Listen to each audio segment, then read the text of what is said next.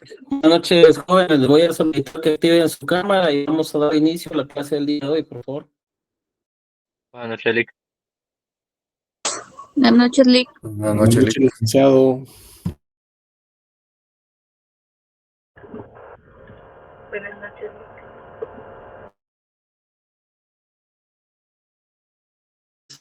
Jóvenes.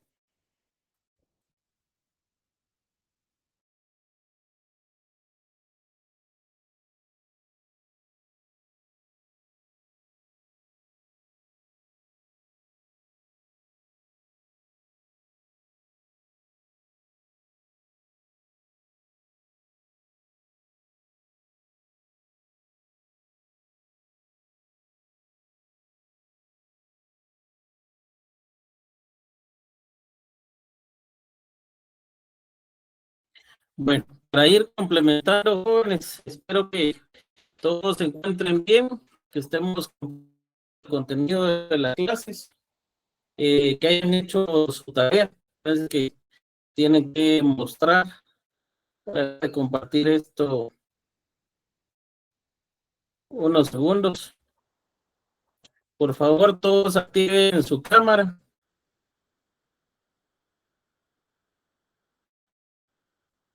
Marco Alex pareciera que estuviera en un lugar lleno de... Ahí está. Su cámara, por favor, puede tomar la fotografía de los que están presentes y me muestra el trabajo que hicieron. ¿Se acuerda que lo tenías impreso o a mano? Me lo tenían que traer el día de hoy. Muéstramelo, por favor.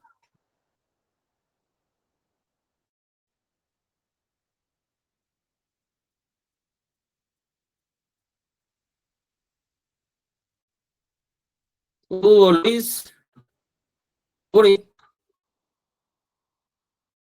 Marlon. Perdone, pero no le escuchamos bien, se oye como entrecortado. No, Okay. no le El trabajo que les solicité a ustedes. El trabajo que les pedí para hoy. Todos, por favor, ubíquenlo. Quiero verlos en pantalla. Voy a ir tomando fotografía. Me avisan cuando todo lo tengan. Gisela, por favor, su trabajo.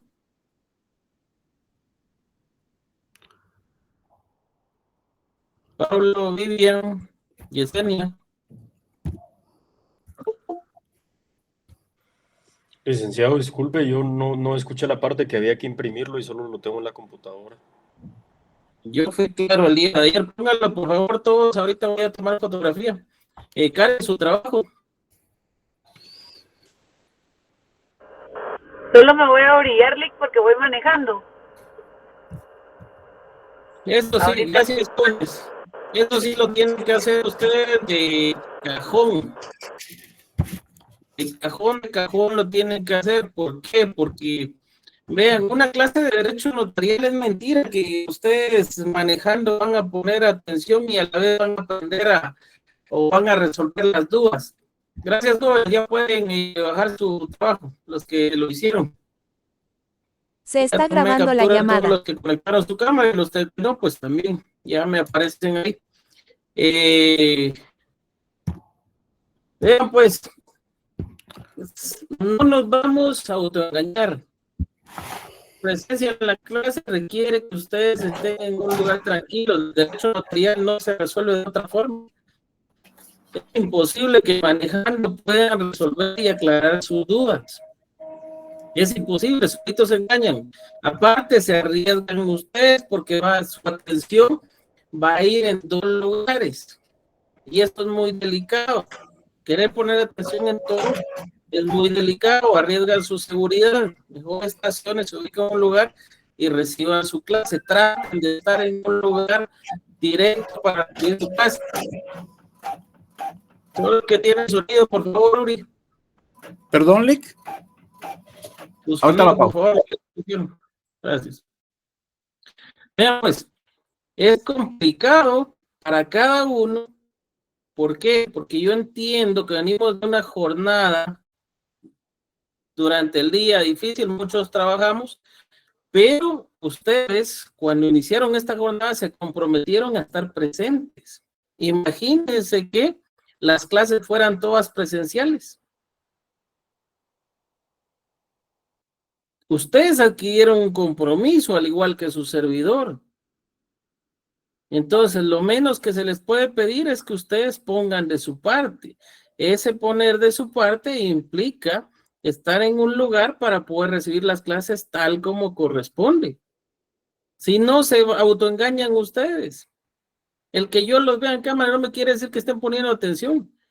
Y si yo los veo manejando, me cuesta entender que realmente van a poner atención y van a comprender el contenido de clase, porque yo les trato de dar ejemplos. Pero, verbi gracia,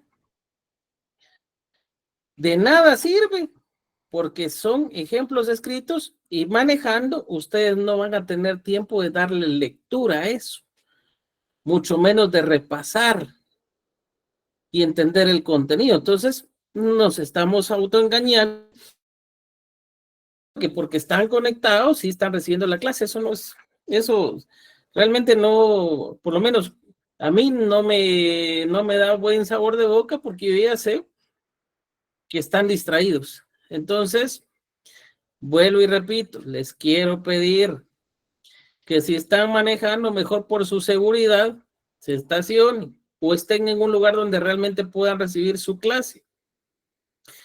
Si no, no es obligatorio que se conecten, solo arriesgan su seguridad. No es obligatorio que se conecten. Obviamente, para ganar la clase y para poder entender el contenido, tienen que estar conectados. Ellen, María, Nicole, por favor, nuevamente volvemos a tratar de grabar la clase. Por favor, ya les pedí que eso no, si no les voy a estar sacando de la clase y yo no estoy de acuerdo con eso porque puede dar lugar a un montón de situaciones. Entonces, vean, pongan de su parte. No hay ningún problema si ustedes de pronto tienen que trabajar, pero traten de que la clase de Derecho Notarial deben de estar en el lugar, si no, de nada sirve. De nada sirve, solitos se autoengañan. Ya vimos la parte introductoria del negocio jurídico, de otras situaciones, cómo es que nacen, cómo se divide así el derecho civil, qué es lo que da lugar en cierto momento a la contratación. Y ahora vamos a ver qué impuestos se cubren en las contrataciones o en los contratos, qué impuestos genera determinado negocio jurídico. Entonces, ¿esto qué nos va a llevar? Que el siguiente día de clases ya podamos imprimir un testimonio y empecemos a hacer ejemplos o repasos de cómo es que se cubren estos impuestos. Y eso sí o sí lo tienen que manejar ustedes. Entonces, el día de hoy es fundamental que le pongan atención a esta clase de impuestos. Voy a tratar, por el tiempo que tenemos, de ser lo más conciso y preciso para darles esta clase. Muchos que estuvieron el semestre pasado conmigo ya tuvieron una primera introducción sobre esto. Entonces, yo esperaría que no les cueste en ningún momento, pero si no, pueden reforzar sus conocimientos y hacer las preguntas del caso.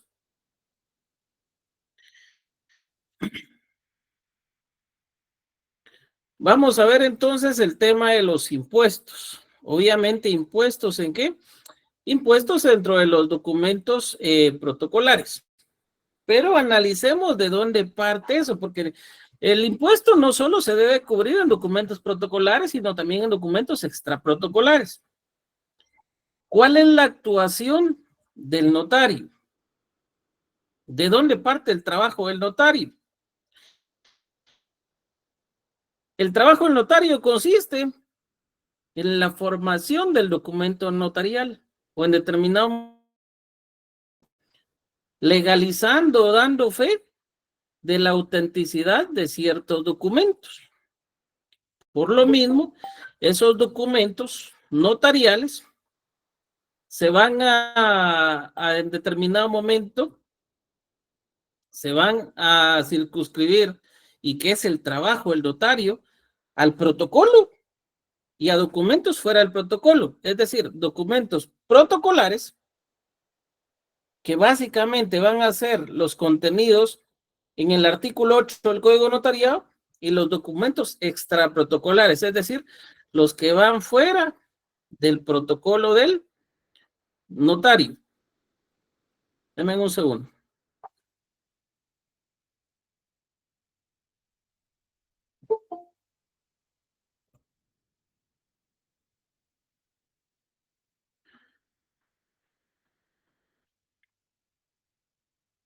Entonces, para que tomemos en consideración, ¿cuáles son esos documentos que están establecidos en el artículo 8 del Código Notariado? Y pónganle una calaverita porque lo necesitan comprender ustedes perfectamente. De acuerdo al artículo 8, escrituras matrices, actas de protocolación, razones de legalización, de firmas, obviamente, y la transcripción del acta del testamento común cerrado. Esto en atinencia al artículo 962 del Código Civil. En las escrituras matrices, el contenido de forma directa que vamos a analizar acá van a ser negocios jurídicos, actos o algunas declaraciones de voluntad. Por ejemplo, declaraciones juradas.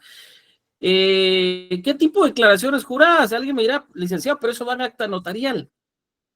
Por supuesto, pero por ejemplo, una declaración jurada de derechos posesorios podría ir en escritura pública sin ningún problema. Una identificación de persona, escritura pública. Actas de protocolación, instrumentos que nos van a servir para incorporar de forma física, material y técnica documentos extraprotocolares al protocolo notarial. Razones de legalización de firmas, no de documentos. Por eso se le llama toma de razón de legalización de firmas. Por lo tanto, acá no van documentos. En una ocasión, recuerdo haber visto el protocolo de un colega y estaba realizando la toma de razón de legalización de un documento. Eso no va ahí. El código notariado es claro y únicamente debe hacerse la toma de razón de legalización de firmas. Y obviamente la transcripción del acta del testamento común cerrado. Este es el acta que va en la plica del testamento común cerrado, no testamento común abierto. Finalizamos esos documentos que son protocolares y nos vamos a los documentos extraprotocolares. ¿Cuáles son? Es decir, los que están fuera del protocolo. Las actas notariales, las legalizaciones de firmas, legalizaciones de documentos, las resoluciones notariales en jurisdicción voluntaria, y ahí tenemos las resoluciones de trámite y las resoluciones finales dentro de la jurisdicción voluntaria. Finalizando esto, ¿qué tenemos que tomar en cuenta cuando nosotros empezamos a analizar los impuestos? Vamos a ver dos tipos de impuestos, el impuesto fiscal y el impuesto notarial. Entonces, a su izquierda vayan posicionando su mente en impuestos fiscales y a su derecha posicione su mente en impuestos notariales. Lado izquierdo, impuesto fiscal. Y acá vamos a analizar esto desde dos puntos de vista. El primero es el impuesto al que está afecto, exento o no afecto, el acto contrato. Es decir, hay tres grupos de contratos.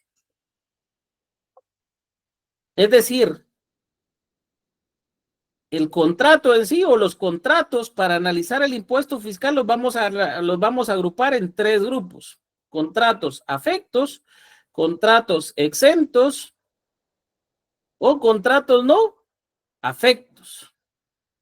Elisa Gastumi, ¿en cuántos grupos tenemos que agrupar los contratos para entender el impuesto fiscal?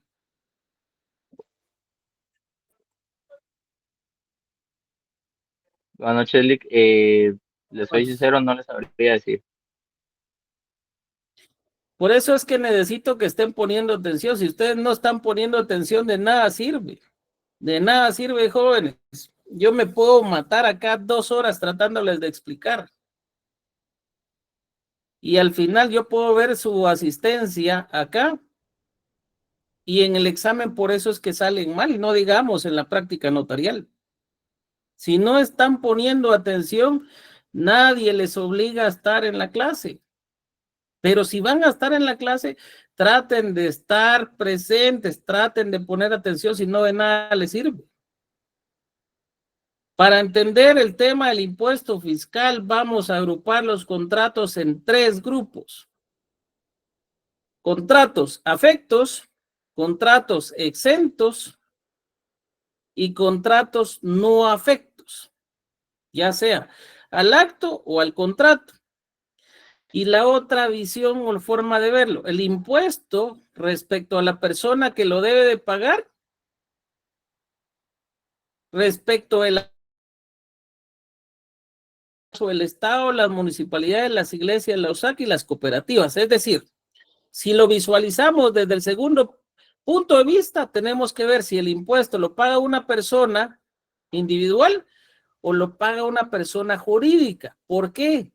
Porque las personas particulares, quizás suena burdo el ejemplo, estas muchas veces deben ceñirse si el contrato está exento para ellas, si el contrato no está afecto, o si el acto o contrato en algún momento pues tiene algún tipo de exención o no afección. Eso lo tenemos que determinar por medio de la ley.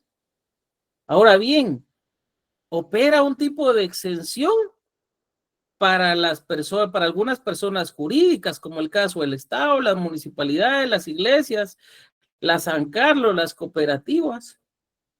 Y eso es importante que lo analicemos también. Entonces, el impuesto visto desde el punto de vista de quién lo paga, ya sea persona individual o persona jurídica. Nos vamos a esto. Entonces, el impuesto al que está afecto, exento o no afecto, el acto contrato. Y para esto vamos a ver cómo se organiza de acuerdo a la siguiente gráfica. Y vean esto. Y aquí, de manera general, el tema de los impuestos. Vuelvo y repito, a su lado izquierdo, el impuesto fiscal, y a su lado derecho, el impuesto notarial. Y de manera de entender este cuadro, a su lado izquierdo yo he puesto timbres fiscales, pero no quiere decir que el impuesto fiscal lo vamos a cubrir solo por medio de timbres, sino es solo para que lo entendamos. El impuesto notarial, y ahí sí, en el caso del impuesto notarial, solo va a ser por medio de timbres notariales, al menos hasta el momento. Solo por medio de timbres notariales. ¿Dónde se va a cubrir ese impuesto? En el caso del impuesto fiscal, en el testimonio para las partes. Y algunos lo denominan primer testimonio, pero mal llamado primer testimonio, porque realmente el notario puede extender 1, 2 o 3 o más. Entonces, lo técnico es denominarlo únicamente ustedes ya saben que es el testimonio para las partes, el que se opera en los registros. Y en el caso del impuesto notarial, ese impuesto se va a cubrir en el testimonio especial, que es el que se remite al director del Archivo General de Protocolos. Para entender el tema del impuesto fiscal, como ven ahí, hay 3 cuadros, es decir, 3 grupos en los cuales van a agrupar esos contratos. Contratos afectos, contratos exentos y contratos no afectos. Para entender el tema del impuesto notarial, que se cubre en el testimonio especial, lo van a agrupar en 2 grupos. Contratos de valor determinado y contratos de valor indeterminado. Vamos a analizar eso. Lo importante es que entendamos esta parte. Ok. Contratos afectos y contratos exentos. Contratos afectos y contratos exentos, la ley los determina, es decir, la ley va a indicar qué contratos deben pagar impuestos, es decir, están afectos, y qué contratos no deben de pagar impuestos. ¿Estamos ahí? ¿Estamos ahí? Licenciado. En Sí. el caso de los contratos no afectos, la ley no se va a pronunciar. No va a haber no va a haber un impuesto establecido en la ley para ese acto o para ese contrato. ¿Cómo se va a pagar el impuesto fiscal? 3 formas para pagar ese impuesto fiscal: por medio de factura, por medio de formulario, por medio de timbres. Por factura, normalmente cuando es el giro normal del negocio, es decir, si la venta es de muebles, va a pagar por medio de factura. Si la venta es de bienes inmuebles, va a pagar por medio de factura. Pero si la venta es de algo ajeno al giro normal del negocio, ya no es factura. Ahí es o formulario o timbres fiscales. Entonces, en Declaraguate hay formularios por si se paga IVA o por si se paga el impuesto del timbre. Ok, entonces vamos a encontrar 2 leyes que nos van a dirigir y nos van a indicar cuánto o cómo se paga ese impuesto. En el caso de la ley del IVA, siempre va a ser el 12% de impuesto fiscal. Licenciado, ¿y ahí hay exención? Por supuesto, hay una excepción en la ley del IVA, pero el impuesto siempre va a ser bajo una tarifa general, que es el 12%.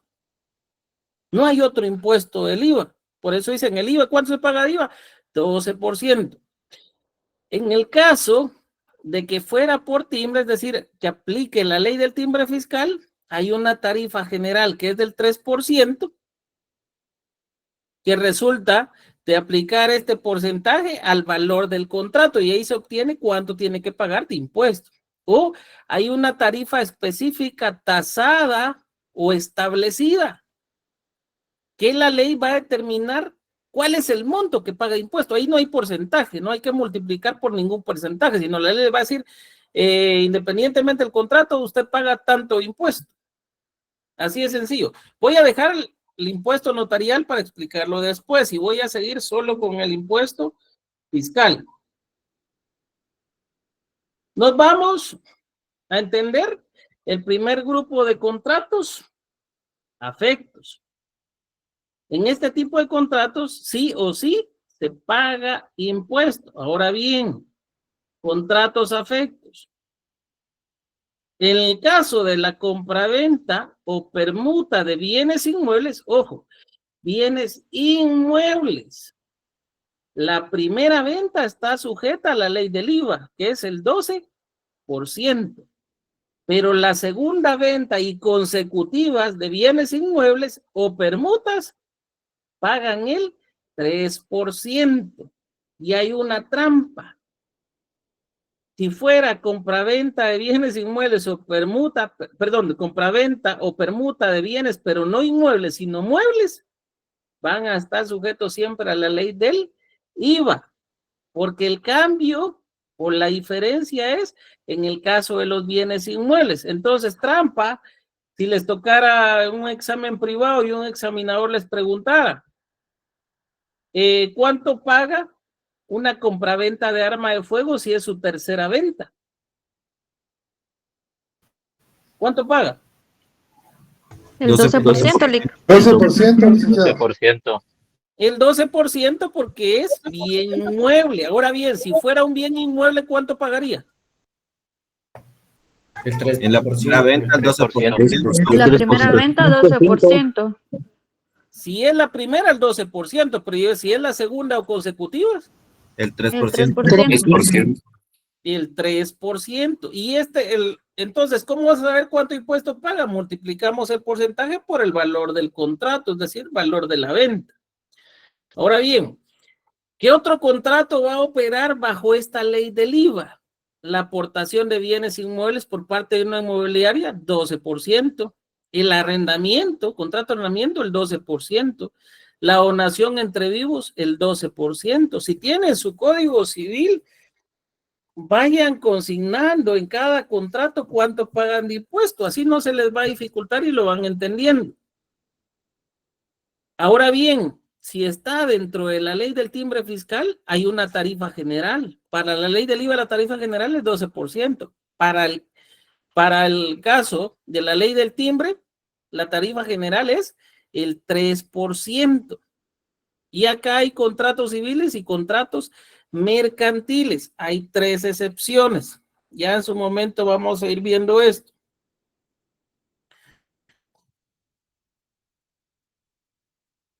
Ok. Entonces, ahora bien, hay contratos que no están bajo una tarifa general, sino hay una tarifa específica, una tarifa tasada o determinada. Es decir, no hay que multiplicar por ningún porcentaje, sino la ley dice paga tanto. Entonces, si fuera una promesa de compraventa, aunque esa promesa de compraventa de bien inmueble fuera de 500,000 quetzales, paga siempre 50 quetzales de impuesto fiscal.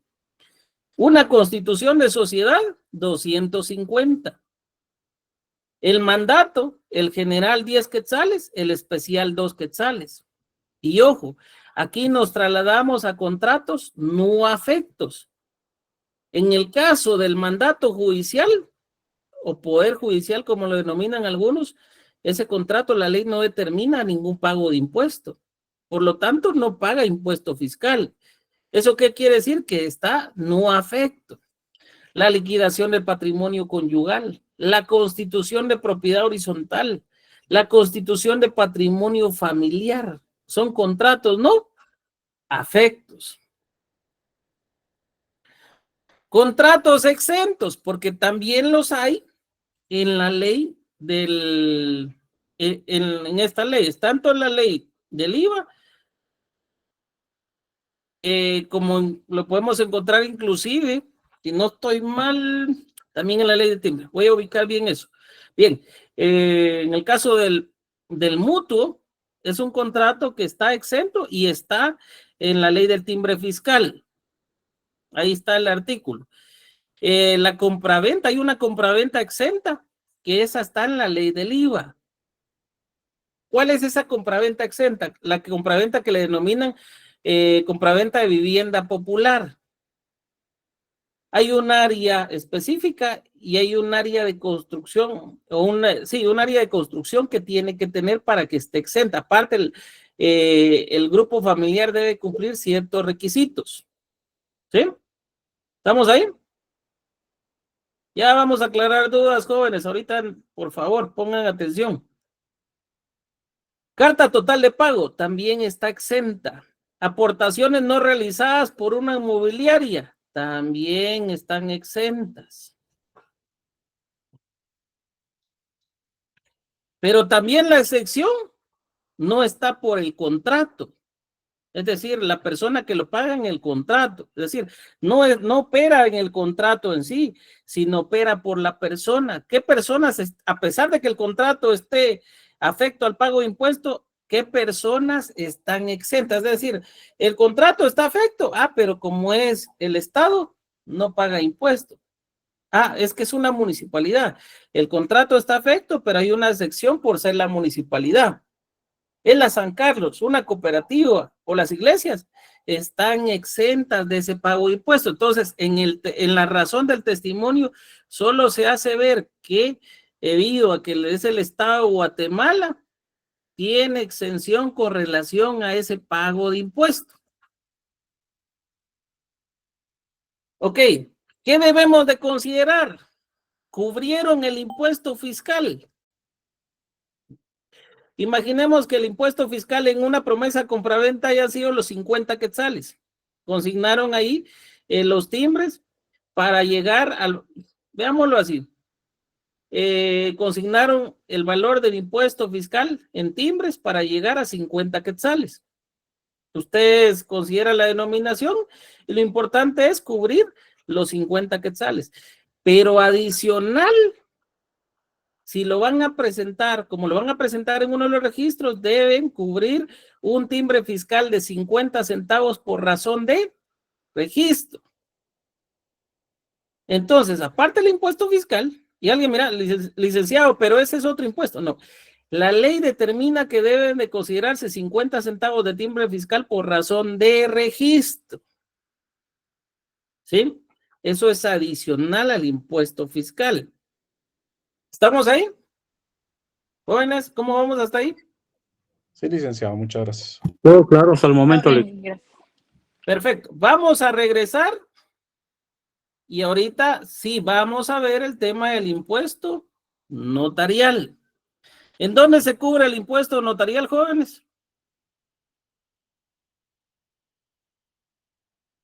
Testimonio especial. En el testimonio. En el testimonio especial.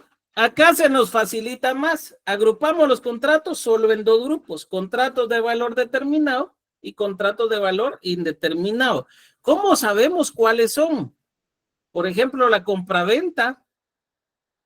El contrato tiene que tener un valor. Yo voy a vender el bien, tengo que establecer un valor. En la donación, si bien es cierto, no establezco un valor, pero la donación puede ser estimada. Entonces yo le pongo un valor ahí, lo estimo en un valor la donación y ya hay un valor que tiene que tener el contrato. En el caso del mutuo, también hay un valor. Un reconocimiento de deuda también tiene un valor. Entonces, esos son contratos de valor determinado, porque tiene que tener un valor. Contratos de valor indeterminado. Un mandato normalmente no tiene valor. Una carta total de pago normalmente no tiene valor. Un acta de protocolación normalmente no tiene valor. Entonces, por lo tanto, se agrupan en contratos de valor indeterminado, porque no tiene valor en sí el contrato. Y la ley nos dice que cuando son contratos de valor determinado se cubre el 2 por millar, no pudiéndose pagar menos de un quetzal, ni más de 300 quetzales. En el caso de los contratos de valor indeterminado, la ley nos dice que se paga 10 quetzales de impuesto notarial para todos. Es decir, mandatos, 10 quetzales de impuesto notarial. ¿Sí? Ahora bien, ¿cuál es la fórmula para saber? Porque yo entiendo y podemos encontrar diferentes fórmulas para llegar y entender con calculadora cuánto se paga de impuesto notarial. Yo ahí les he dejado algunas. Ustedes verán si las utilizan. Sin embargo, yo les voy a explicar el día de hoy una fórmula abreviada. Y entonces, para entender esta fórmula abreviada, es necesario que entendamos esto que tienen en pantalla. La ley dice 2 por millar. 2 por millar. ¿A qué se está refiriendo 2 por millar? 2 timbres por cada 1000 quetzales. ¿Qué quiere decir esto? Que si dividimos esos 1000 quetzales, cada timbre, ¿cuánto nos vale? 500. 500. Si dividimos esos 1000 quetzales, cada timbre nos va a valer 500 quetzales. ¿Cada timbre de qué? Cada timbre de un quetzal nos va a valer 500. ¿Sí? Entonces, en el caso de los primeros 500, ¿qué quiere decir? Que cada uno va a tener su inicio y la frontera donde termina. Al finalizar la frontera de ese, con un paso que dé, ya paga el siguiente timbre. Por eso es que la ley establece no menos de un quetzal ni más de 300 quetzales.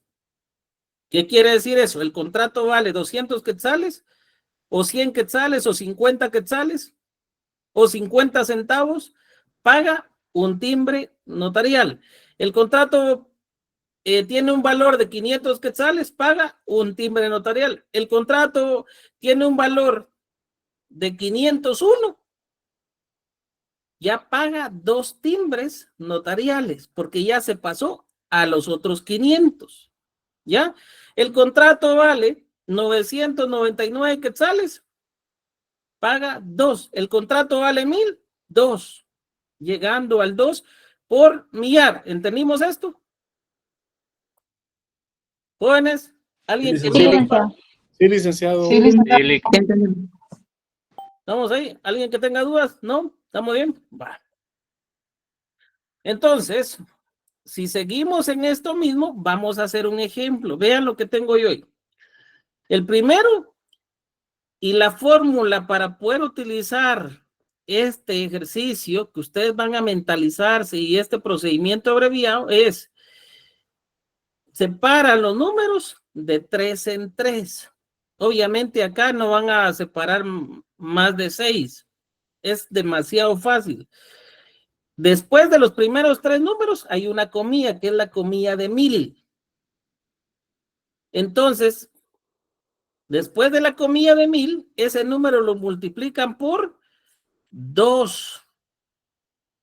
Por eso es que si solo hay 3 ceros, ese número par o impar multiplicado por 2 le va a dar cuánto paga de impuesto notarial. Y por eso se dan cuenta ustedes. Ahí hay un ejemplo en la práctica. 500 quetzales, ¿cuánto paga? ¿Cuánto paga si el valor de contrato es de 500 quetzales?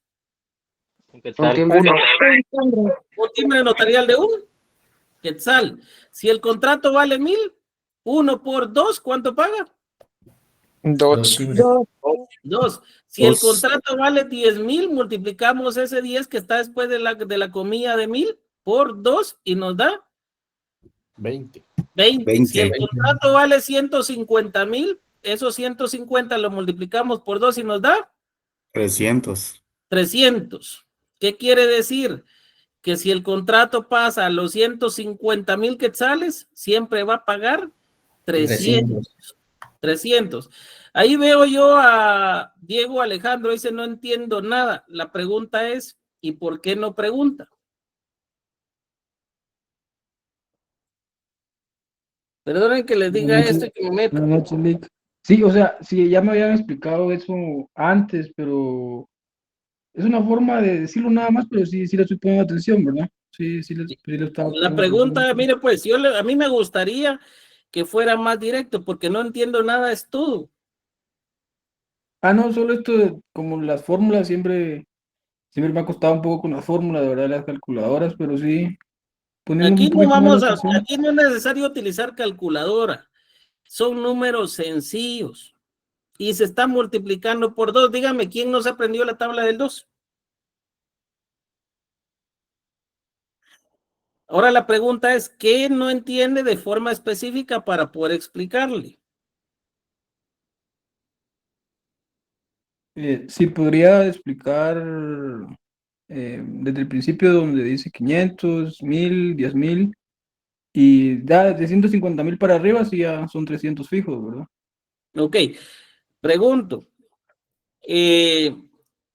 La idea es el 2 por millar. Ya lo entendimos que en cada 1000 quetzales hay 2 timbres. Sí, Lick. 1000 quetzales dividido 2, ¿cuánto le da? 500. ¿Cuánto vale cada timbre de un quetzal entonces? 500. Ah, ok. Por eso es que si el contrato vale 500 quetzales, ¿cuántos timbres paga ahí? 1, Si el contrato vale 1000. 2. 500. 1500 serían 3 timbres. Si el contrato vale 2000. 4. Ah, ok. Entonces la fórmula se hace sencilla porque cuando van a hacer números más grandes, lo único que necesita hacer para no complicarse es, después de esa comilla de 1000, como a todos les enseñaron en primaria, multiplican ese número por 2 y le da el valor contrato. ¿Dónde se complica? Cuando en esos 3 ceros, antes de la comilla de 1000, hay un valor, pero ahí es fácil también. Si es de 500 para abajo, solo se le suma un timbre. Si es de 500 para arriba, se le suman 2 timbres. Por eso vean acá, Diego Alejandro, donde ve el ejemplo de 1000.25, el contrato vale 1000 quetzales con 25 centavos. Se multiplica el 1 por 2 y le da 2, pero esos 25 centavos, ¿cuántos timbres hay en esos 25 centavos después de los 1000?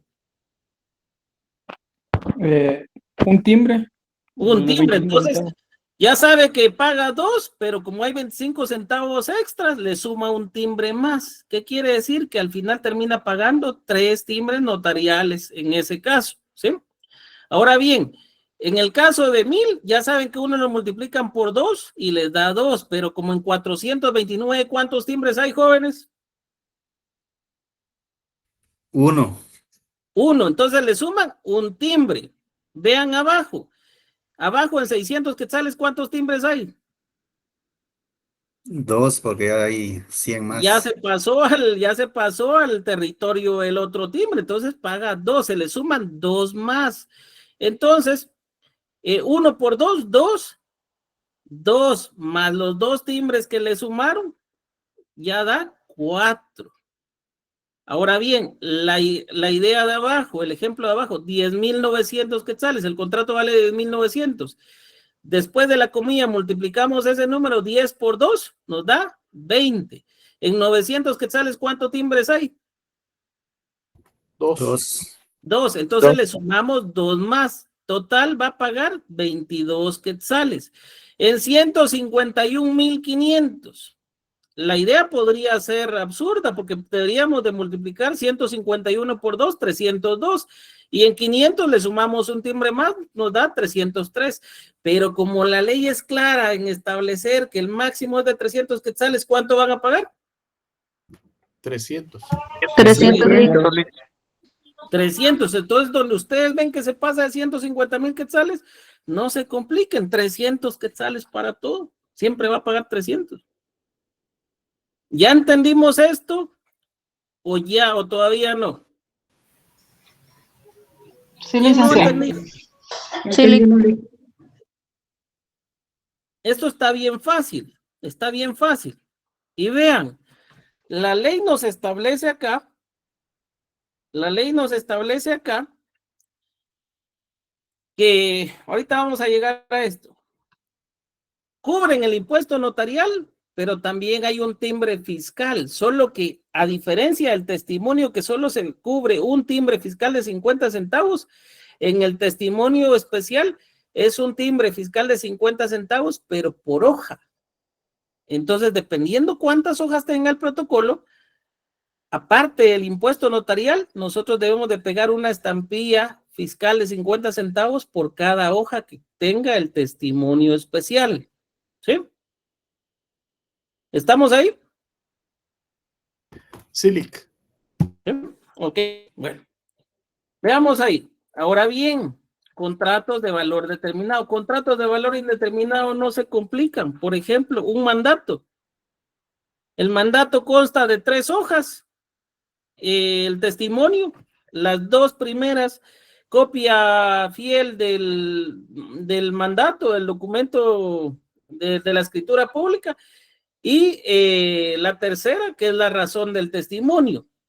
¿Cuántos timbres fiscales debe de pagar? Bueno, ya pegó su timbre notarial de 10 quetzales. ¿Cuántos timbres fiscales debe de pegar el notario en cada hoja? 3, un timbre fiscal por es cada un hoja timbre fiscal por hoja, ¿Timbre fiscal de qué valor? de 50 centavos. de 50 Centavos. centavos. De 50 centavos, exactamente. ¿Cómo lo vamos a materializar?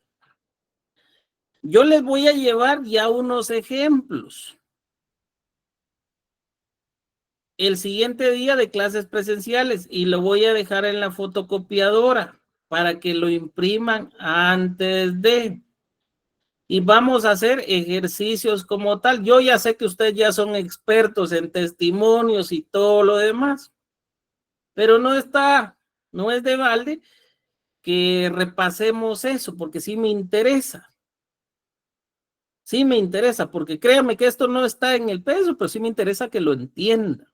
Me interesa que lo entienda, porque esto va muy aparejado con la contratación. ¿Cómo estamos ahí? ¿Ya entendimos eso? Sí, Licenciado, muchas sí, gracias. licenciado. Sí, Ok, esto es de manera muy somera, el tema de los impuestos. En el caso de documentos protocolares, yo lo acostumbro a explicar así. Los documentos protocolares son como los hijos de casa. Los hijos de casa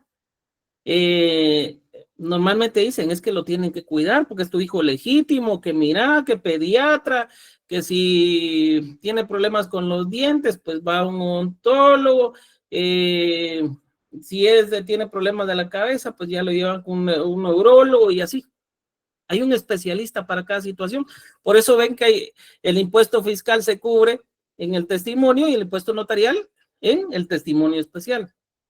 Pero los documentos extraprotocolares, es decir, los que van fuera del protocolo, el trato es diferente. En el caso de los documentos protocolares en el protocolo, no se extravía.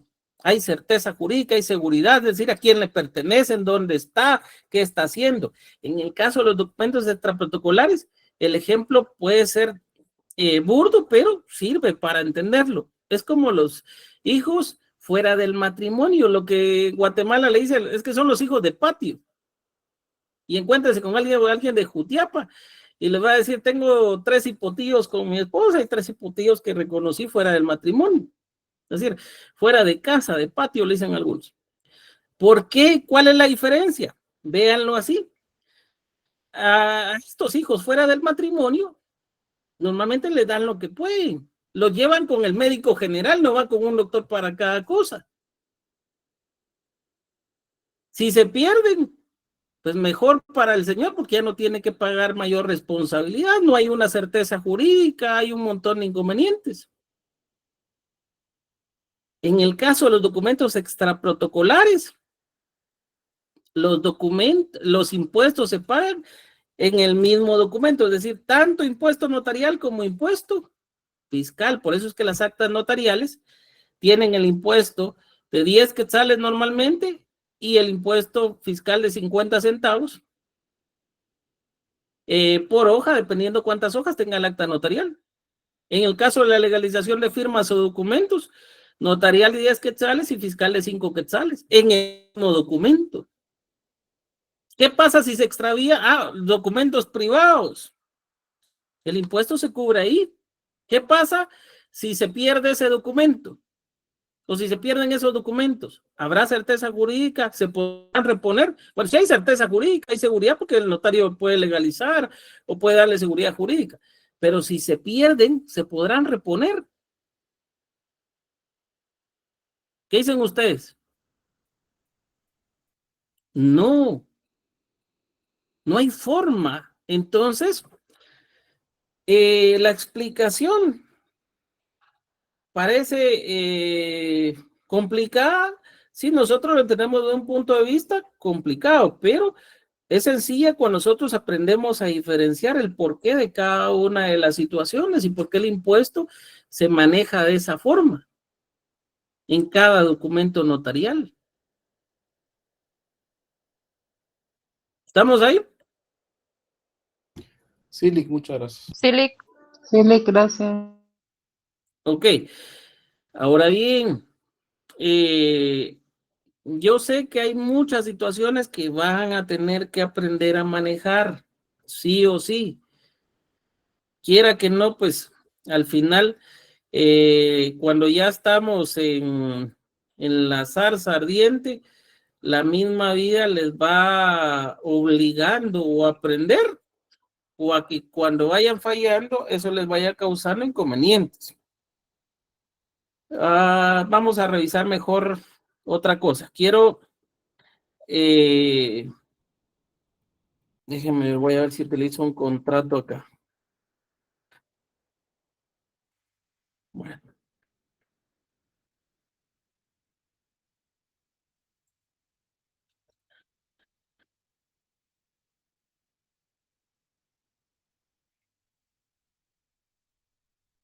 Bueno, vamos a utilizar esto y aquí vamos a aprender a salvar errores.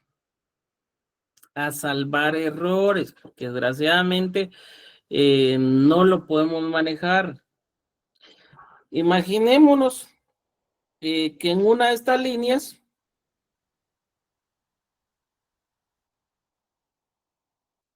Imaginemos que acá ya hemos cometido un error. Y que lo voy a marcar de otro color. No, no es porque así esté, sino porque es para ejemplificarles, que hayamos consignado eso. Perdone, licenciado, la interrupción. No sé si solo yo seré el único, pero yo no veo el documento. Jóvenes, ¿ven el documento? Sí, licenciado. Ok, entonces eso es usted, compañero. Gracias, ahorita ya lo veo. Vale, pues. Entonces, vean, pues. Ahí hay un error de forma. ¿Cómo van a salvar este error? No quiero, no, realmente no es mi intención venir y darles algo que no es, pero vamos a ver, pero sí que comprendamos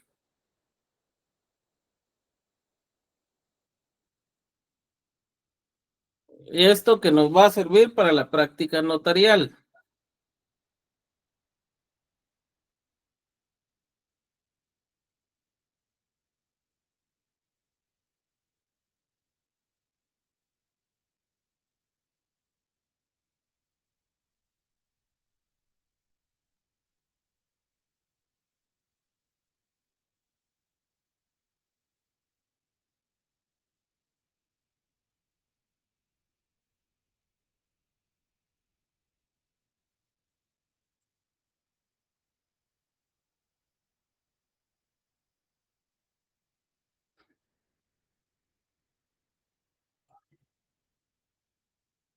Voy a bajar una de las líneas, vamos a ver si me da.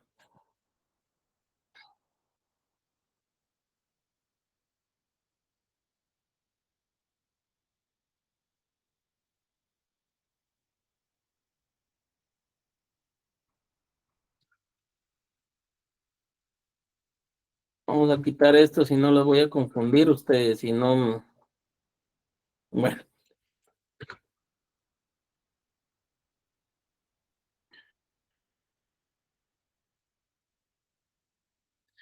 Bueno, la idea está así. Imaginémonos que tengamos esto va en línea. No quiere decir que estoy dejando una línea de por medio, sino solo para ejemplificarles cuál es la forma en que podemos utilizar para salvar un error.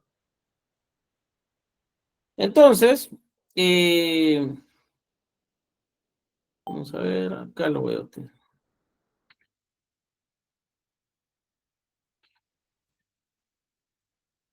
Lo que normalmente hacen es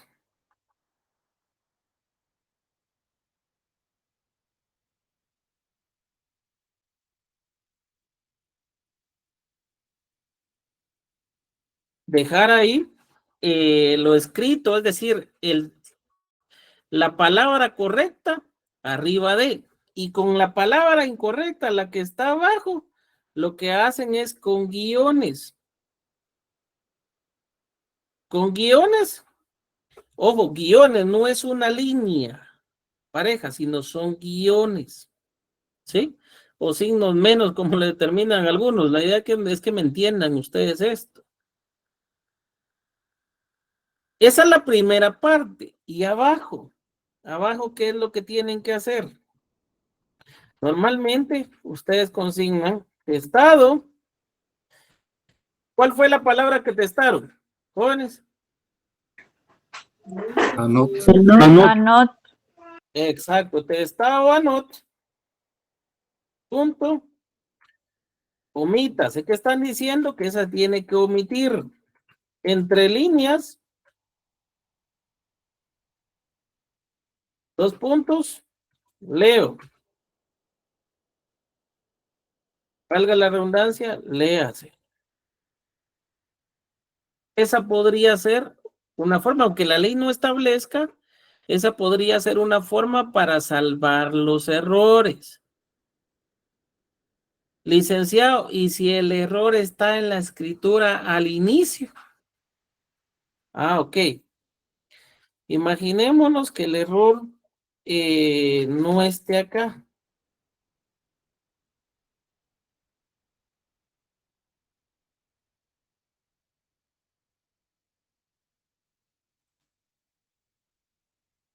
Si el error no está acá,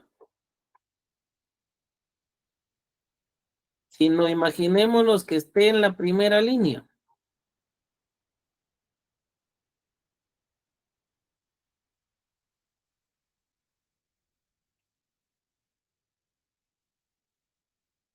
Que esté en el municipio de...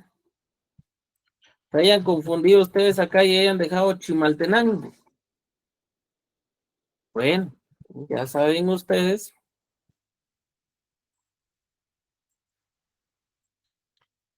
que tienen ese error ahí. Entonces, y es Guatemala. Entonces, Guatemala. ¿Y Chimaltenango qué tienen que hacer? Testarlo. Colocar los guiones.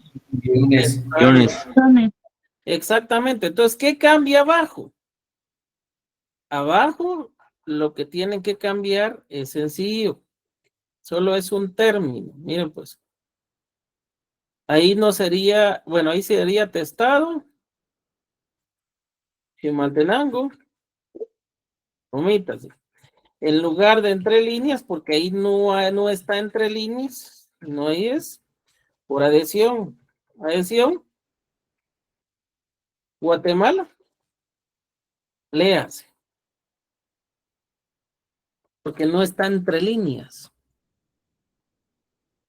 Refiriéndose no a las dos líneas que consignan para separar eso, sino a las dos líneas de la hoja de papel sellado especial para el protocolo, donde va cada una de las líneas de la escritura.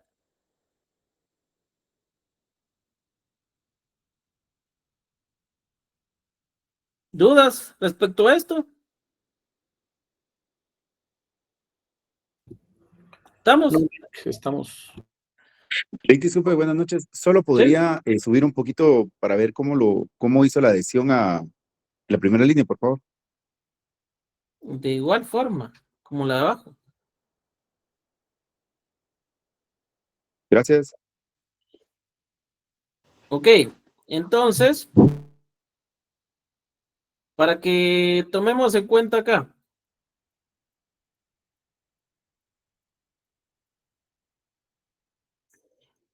Ya tenemos esto. Ahora, ¿qué más puede suceder ahí? Solo en esa partecita.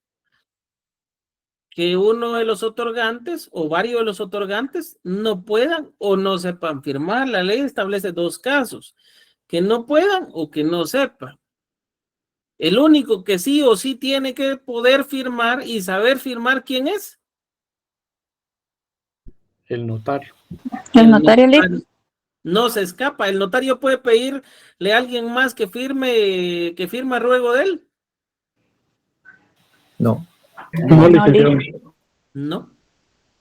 No, ahí sí o sí lo tiene que hacer. Ahora bien, ¿qué hacemos entonces en ese caso? Cuando una de las partes no sabe o no puede firmar. Otra de las preguntas, y eso podría ser tema de examen privado. ¿Un testigo a ruego puede firmar por varios otorgantes? No, es un testigo por cada uno. No solo por uno. ¿Seguros? Yo sabía que sí, licenciado. Licenciado, yo sabía que sí cuando es el mismo derecho que se está ejerciendo por las partes. Si son varias partes y la misma está ejerciendo, sí puede firmar barro de ellos. Exactamente, Leli. Vean pues, si los vendedores no saben o no pueden firmar, un mismo testigo puede firmar a ruego de ellos. ¿Se tiene que hacer mención? Sí. Ahora bien, si ese testigo va a firmar por los vendedores y por los compradores a la vez, ahí ya no puede, porque ya son diferentes derechos y es una calidad diferente de cada grupo. Entonces, un mismo testigo a ruego puede firmar por el grupo de vendedores, sí. Y otro testigo por el grupo de compradores, sí, si no saben o no pueden firmar. La cuestión acá es que el interés sea el mismo. ¿Sí? ¿Estamos ahí? Entonces, sí se puede, o podrían responder.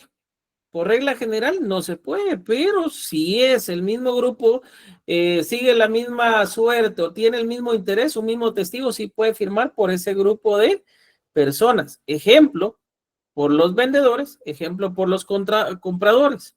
¿Estamos ahí? Ya Sí, estamos con esta parte.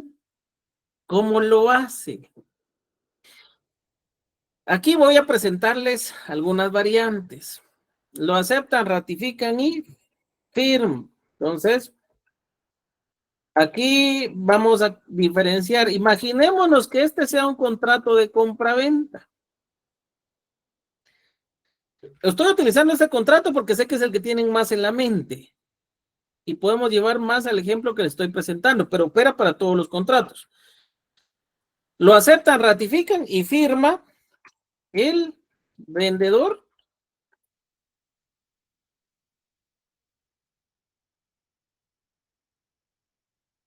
y el comprador deja la impresión de su huella, de la huella dactilar del dedo pulgar de la mano derecha por no poder firmar, y firma a su ruego el señor Juan Luis Ventura.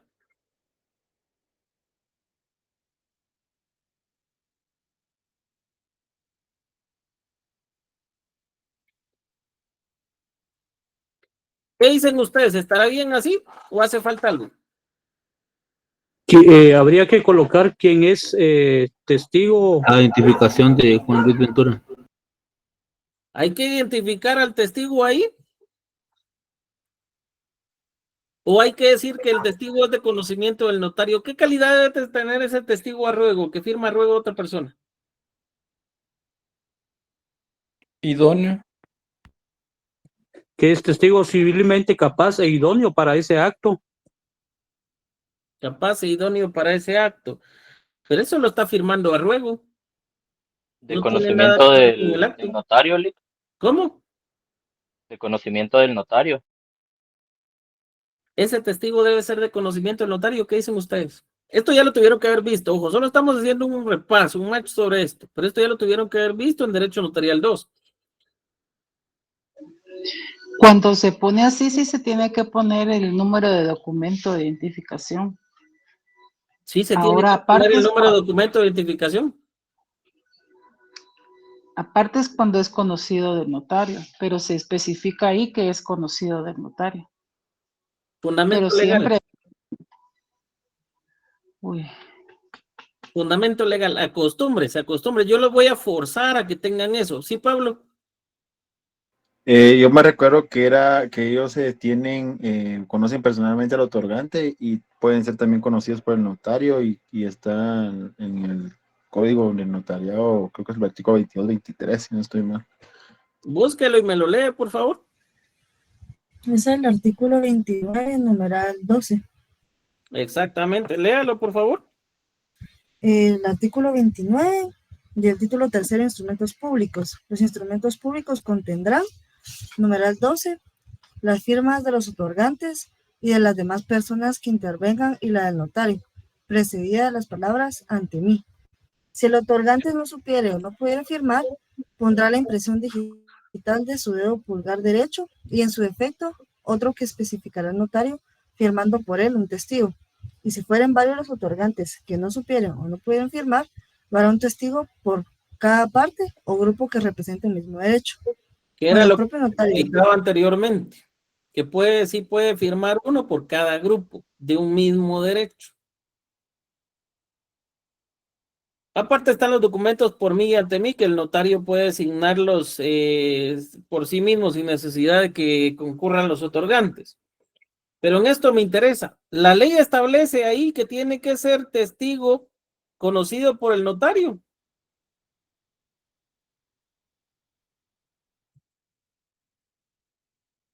¿Qué dicen ustedes?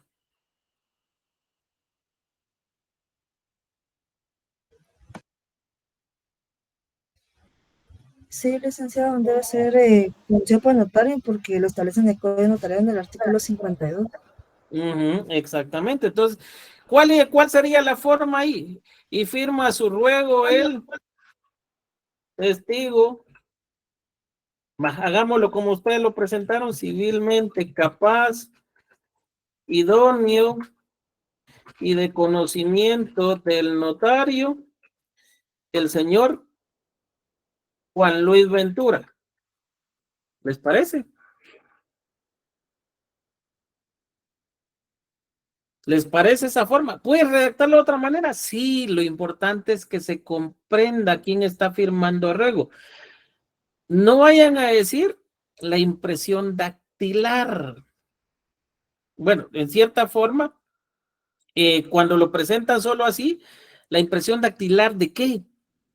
Ahora bien, si ustedes ya lo llenan con la impresión de la huella dactilar del dedo pulgar, ya ahí están diciendo que la impresión dactilar de la huella.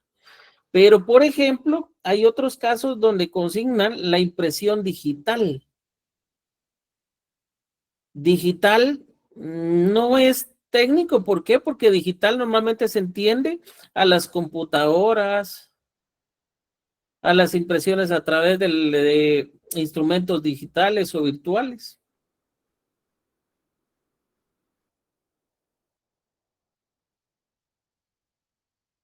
Estamos ahí, ese es un ejemplo. Yo respeto su forma de redacción siempre y cuando se entienda. Si ustedes quieren resguardarse y que el testigo realmente podía firmar el otro, esa sería una de las formas. Ya van a ir encontrando documentos donde van a ir viendo ustedes diferentes formas de redacción. Mi objetivo es de una forma técnica enseñarles cómo puede ir. Si fuera que firmara por un grupo, por ejemplo, firman los vendedores, no así los compradores, quienes por no saber o no poder firmar, dependiendo del caso, dejan la impresión de la huella de la huella dactilar del dedo pulgar de la mano derecha. Y firma a su ruego el testigo civilmente capaz, idóneo y de conocimiento notario, el señor o la señora tal y tal. ¿Estamos con esto? Jóvenes. Sí, licenciado, gracias. Sí, licenciado. Yo sé que esto ustedes ya lo manejan mejor que yo y quizás se están aburriendo porque les vuelvo a explicar lo mismo y que pues ya son cosas que ustedes ya manejan y ya no tendría por qué explicárselas. Pero como me gusta volver a repetir las cosas, pues volvemos a hacer este ensayo. ¿Estamos ahí? Sí, gracias. Gracias.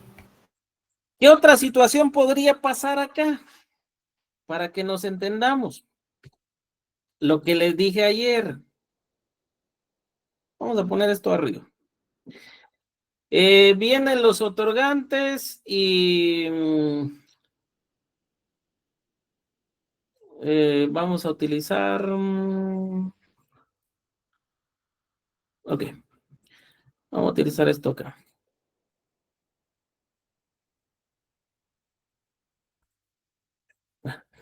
Vienen los otorgantes y de pronto...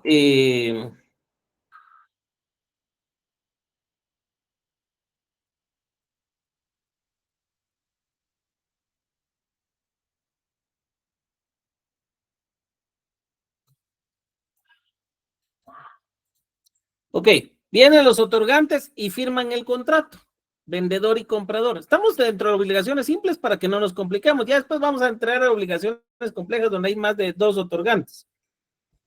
Pero acá, firman los otorgantes y no les pagaron sus honorarios. Ustedes no le pidieron el pago de sus honorarios antes. ¿Pueden cancelar esa escritura? No, porque ya consignaron. No, Lick, porque ya firmaron. Porque ya firmaron. El notario entonces sí o sí tiene que firmar. Está obligado a darle validez a ese documento público. Ahora bien, firmó el vendedor, pero no firmó el comprador. ¿Puede cancelar ese instrumento si una de las partes no ha firmado? Sí. Sí, licenciado. Sí. Sí, ¿cómo iría esa razón de cancelación?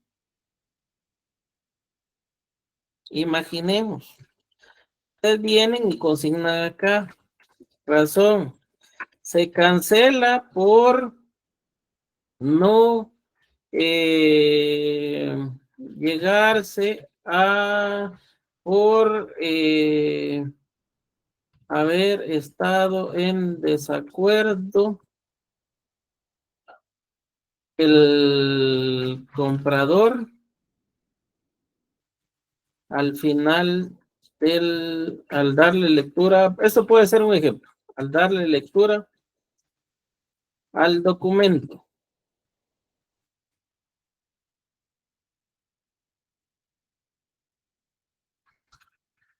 Conste, sí podría ir. Yo les estoy dando ejemplos. Vuelvo y repito, yo sé que ustedes ya son profesionales en esto y que quizás les aburre que yo les vuelva a explicar lo mismo. Es un ejemplo. Ah, ok. Mire, licenciado, fíjese que la escritura ya está cancelada. Oh, perdón, ya está autorizada. Y yo no quiero que, bueno, la escritura se amplió.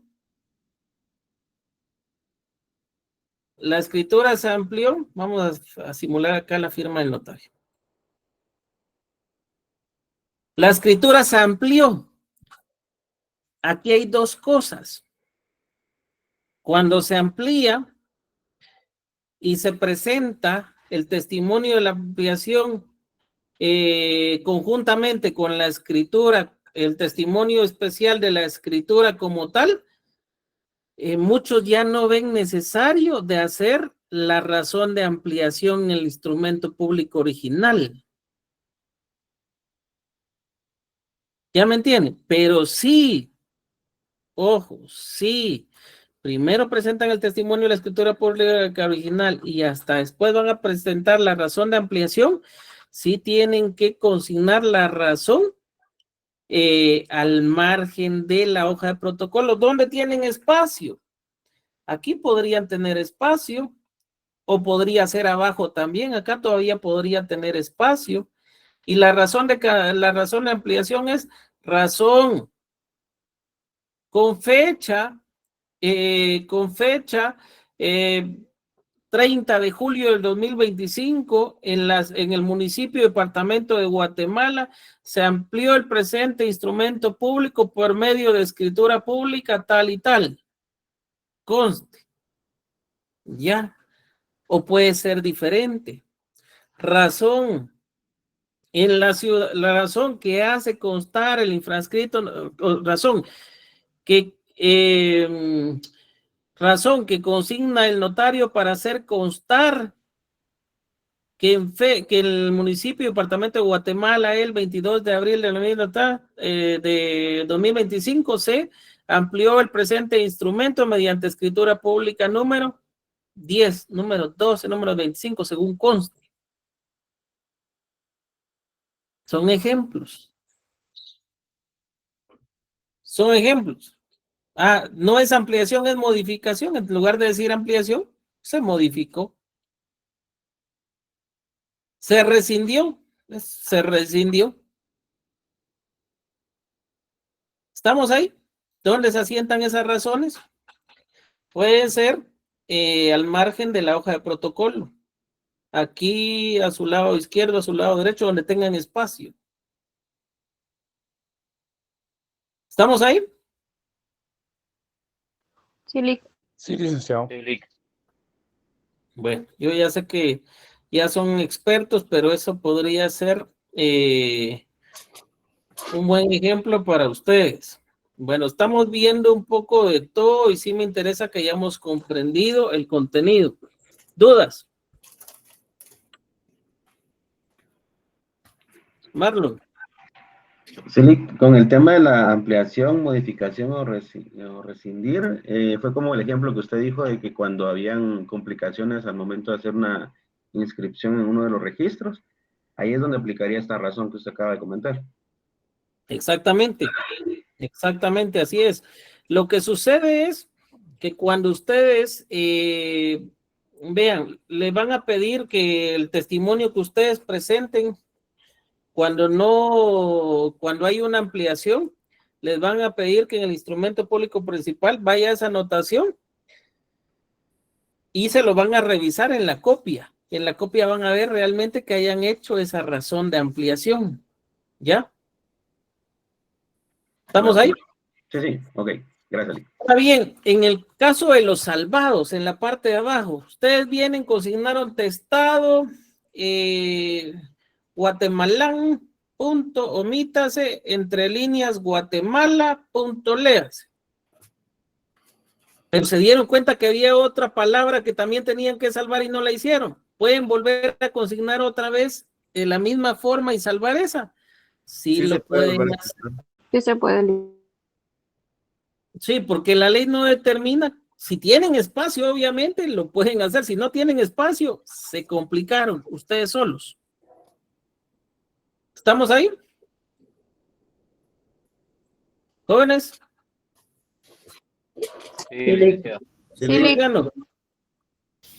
Buenas noches, licenciado. Disculpe, una pregunta. Para salvar, pero frases completas, ¿cómo se podría hacer? Como por ejemplo que fuera, uno tuviera que escribir documento personal de identificación y por equivocación pone cédula, digamos, cédula. De igual forma, usted viene, testa la palabra y en la parte de arriba, entre las líneas, usted va a consignar la palabra que tendría que ir o las palabras que tendrían que ir. Y abajo, usted dice qué palabra va a omitir y después, entre líneas, qué palabras usted va a tomar en consideración y por eso dice léase. La ventaja es que el código de notariado no establece si una palabra o dos palabras en lugar de 10, no establece. Entonces le da la oportunidad para que usted inclusive ahí pueda usted agregar eso, no establece la forma. Testado, usted testó una por otra, sí, pero también puede adherir si estuviera en la primera línea. O también puede haber un tipo de adhesión donde usted adhiera a esas otras palabras que quiere que le den lectura dentro de ese documento. Por ejemplo, no tiene que testar, pero omitió la palabra, solo va a ser el salvado en la parte de arriba, va a consignar la palabra y abajo lo único que va a establecer es entre líneas, 2 puntos, las palabras, punto, léase. ¿Está testando? No está testando, solo está salvando el hecho de la omisión que incurrió. Por eso se salvan errores u omisiones. ¿Estamos ahí? Sí, licenciado, gracias. Jason. Licenciado, ¿y si al momento de imprimir en la hoja de protocolo se llega a salir del margen? ¿Qué se podría hacer? Cancele el instrumento. Se salió ahí, todo lo que está fuera del espacio de la hoja de papel para el protocolo donde usted puede escribir, no forma parte del instrumento. Entonces, para evitar inconvenientes, mejor cancele ese instrumento. Y la razón es sencilla. Se cancela el presente instrumento por error de impresión. Y ya. Gracias. ¿Quién más? Juan Estuardo o Jairo. Con una consulta. Póngase un contrato de compraventa. Viene y por cierta razón se tiene que emplear en este caso. Pero en el documento principal de compraventa no se hace la razón. ¿Puede ser motivo para que lo suspenda en el registro de la propiedad? No, realmente el registro de propiedad no le va a manejar eso. Quien sí lo va a ver va a ser el Archivo General de Protocolos cuando esté presentando el testimonio especial. ¿Ya? Quien sí lo va a ver eso va a ser el Archivo General de Protocolos. ¿Quién más? Sí, licenciado, buenas noches. Buenas noches. Con una consulta, si por ejemplo existe una razón de cancelación, pero a la vez se tienen que hacer los salvados, o por estar cancelado el contrato, siempre se hacen los salvados por errores o ya No. se omiten? No tiene ninguna razón de ser, porque las escrituras o los instrumentos cancelados, usted no presenta testimonio, eso no genera ni testimonio, mal llamado primer testimonio, ni le genera testimonio especial. Ahí lo único que tiene que usted hacer en determinado momento es dar el aviso de la cancelación de ese instrumento, ya. ¿Estamos? Jóvenes, ¿estamos con esa duda? Sí, gracias. Sí, Luis. Sí, Lick. Ok, entonces, para ese sentido, lo que preguntaba Jairo, recuérdense que hay avisos. ¿Avisos de qué? De protocolización, de mandato proveniente del extranjero, por ejemplo. ¿Qué otro aviso? Aviso de cancelación, aviso de ampliación, de modificación, de rectificación. ¿Estamos ahí? Sí, Luis. Jóvenes, señores, señoritas, ilustres. Heidi. Licenciado, buenas noches. Disculpe Buenas una noches. consulta. Y si al momento de estar testando se vuelven a equivocar en el testado, ¿qué se realiza en ese caso? Podría inclusive, que le digo yo, no es algo que tendría que, porque con las herramientas que tenemos ahora tendría que estar demasiado despistado el notario o la notaria como para cometer ese tipo de errores. Puede darse, sí puede darse.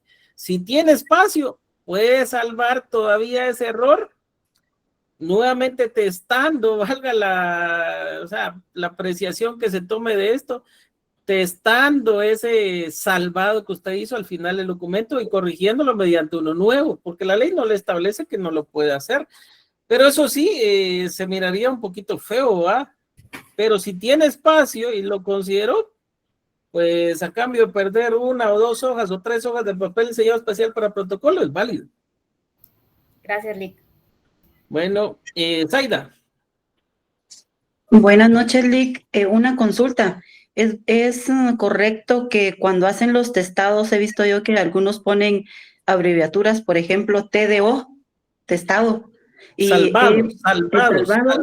El testado es... Perdón, el salvado. Y entre líneas ponen E.L. O sea, entre líneas, ¿es válido eso? Entre líneas ¿Cómo así? O sea, cuando hacen el salvado, en vez de poner la palabra testado, ponen TDO, punto. Y luego he visto que en vez de entre líneas ponen E.L. Y la palabra correcta. Utilizan abreviaturas, por decir todo punto y ya. Aquí hay un problema. Yo les voy a decir que aquí hay un problema, porque ¿quién me recuerda el artículo del Código Notariado donde establece que están prohibidas las abreviaturas? ¿Quién me ubica eso? Está cerca. Notariado 1, notariado 2. ¿Quién me ubica eso? Están donde están prohibidas las abreviaturas.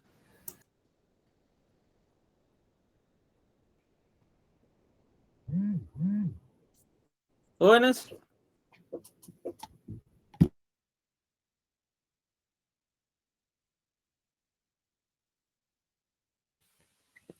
Sería en el artículo 13. El artículo 13. Lea el artículo 13. En el protocolo deben llenarse las formalidades siguientes. Numeral 1. Los instrumentos públicos se redactarán en español y se escribirán a máquina o a mano de manera legible y sin abreviaturas. Exactamente.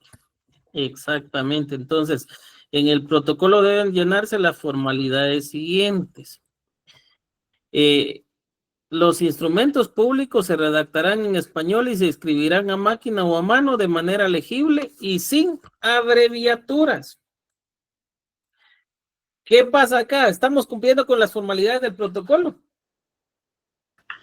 No, Lick. No. ¿Podrían no recibirle ese documento si lo presentan en el archivo? Sí. Sí, Sí, Lick. porque está incumpliendo. Les digo, yo no he visto realmente hasta ahora yo no he visto, pero si alguien utilizara la ley, podría bien decirle al notario, mire señor notario, disculpe, pero aquí hay una abreviatura y no le puedo recibir este documento. Y ya se le complicó. Máximo si tenía pegado más de 300 timbres, 300 quetzales en timbres notariales.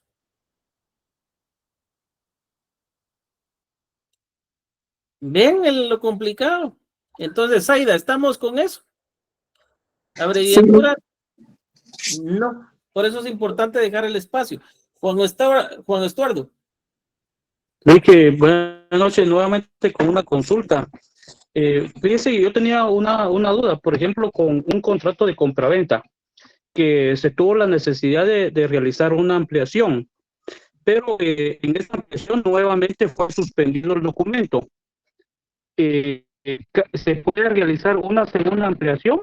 Por supuesto, una tercera, una cuarta, una quinta. Yo he visto a notarios hacer hasta más de 10 ampliaciones, porque no saben cómo corregir o subsanar los errores. Licenciado, y en este caso, póngase, yo vi un caso, ¿verdad?, en donde la persona como 5 veces se tuvo que ampliar el contrato de compraventa. Pero en este caso, ya de tantas suspensiones, decía esta persona, mejor voy a realizar un nuevo contrato, ¿verdad? Entonces, tengo duda con ese contrato que nació en la vida jurídica, pero esta persona decía, mejor voy a crear un nuevo contrato de compraventa. ¿Qué pasa con eso, licenciado? Vean, lo conveniente sería que rescindiera el contrato principal. Eso sería lo conveniente. Obviamente, dentro de eso también la suerte al principio la corren las ampliaciones. Pero normalmente en la práctica, a mí me interesa decirles esto para que ustedes lo comprendan. Lo ideal es que rescindan el contrato, pero en la práctica no sucede eso. En la práctica dejan el contrato y todas las ampliaciones porque dicen ellos al final no se operó. ¿Pero qué les obliga a esto? Obviamente al testimonio especial y todo lo demás, a los avisos de las ampliaciones. Y no se hace la rescisión, sino únicamente se crea un nuevo contrato. ¿Qué es lo recomendable o por qué es recomendable la rescisión? Porque en la rescisión puede pactar la rescisión de la forma, es decir, de la escritura, más no el negocio jurídico. Porque imagínese si el vendedor ya recibió el dinero, pero como no se logró operar, decide irse. Yo ya cumplí, ahí fue usted, incluso el notario usted lo buscó, mire usted cómo lo soluciona y se va del país con el dinero. ¿Qué hace el comprador? Si al final no se rescindió y no se dejó dispuesto que el negocio jurídico permanecía, pero que al final las partes estaban obligadas a firmar una nueva escritura. Es decir, se rescindió la escritura, pero se dejó vivo el negocio jurídico para trasladarse a un nuevo instrumento. Pocos saben de eso, desgraciadamente, pero sí se puede y lo recomendable es la rescisión. Ahora, como le digo, vuelvo y repito, en la práctica hacen un nuevo instrumento, firman y buscan que se opere ese para evitar la cadena de suspensiones que ha tenido y que esté de ampliación en ampliación. ¿Sí? ¿Estamos ahí?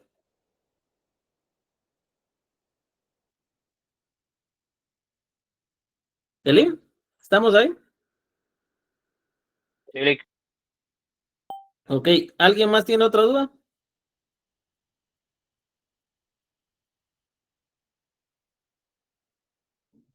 Si trabajan como procuradores y están pidiendo asesoría, voy a tener que empezar a cobrarles a ustedes. Bueno, estamos el día de hoy, jóvenes, porque si me meto al otro tema no vamos a terminar. Vamos a ver la última de Elder Iván. Lick, buenas noches. Ese tema de rescindir un contrato y llevar el riesgo de que la otra parte no quiera volver a firmar la parte de vendedora, pero ese en el primer contrato se puede pactar una cláusula que sería las que yo les dije después, que podrían haber ciertas cláusulas accesorias, pues, ciertas cláusulas, exactamente, que podrían quedar dentro del contrato para en cierta forma pues obligar a unas partes. Están obligadas, pero para que no haya ningún problema, digan ellos, sabes que ya firmé, me comprometí, tengo que hacerlo. Se puede establecer dentro del contrato de que están obligados a firmar otros instrumentos hasta que el contrato quede debidamente operado en el registro. José Carlos. Ese caso, digamos, sería un claro ejemplo de lo que usted nos explicaba como una condición suspensiva, Alec. No, aparte de la condición suspensiva, la condición suspensiva es para que inicie un derecho. Por ejemplo, yo le decido imponer una condición suspensiva que para tomar posesión del bien inmueble, es decir, una compraventa de bien inmueble con pacto de reserva de dominio, pero yo establezco dentro del contrato que para tomar posesión del bien inmueble, primero tiene que, se me ocurre, ponerle la puerta de la entrada y cambiarle nueva chapa a esa puerta. Hasta que no lo haga, no puede tomar posesión del bien. Sí, esa es una condición suspensiva. A partir del momento que cambia la puerta y cambia la chapa, o que pone la puerta y cambia la chapa, a partir de ese momento empieza el derecho de posesión, una condición suspensiva, eso es diferente. ¿Estamos ahí? Imagínense que este fuera el privado y yo fuera uno de ustedes. Este es el detalle de realmente tener conocimientos en lo que estamos enseñando, jóvenes, porque nosotros, créanme, ustedes no pueden ir a fingir que saben en la práctica notarial ya cuando estén ejerciendo. De la misma forma yo no puedo fingir, yo tengo que prepararme siempre, porque acá hay profesionales que ya trabajan o muchos de ustedes que son procuradores ya con notarios, saben, tienen que saber. Yo no les puedo venir a dar la vía, sí o sí tengo que manejar el tema para enseñarles. Por eso mi intención es que ustedes manejen esto ya a otro nivel. Henry. Licenciado, muy buenas noches. Sí, pues entonces sería una de las obligaciones accesorias donde se podría pactar eso de una vez, ¿verdad? Exactamente, así es, tal como les enseñé yo el día de ayer.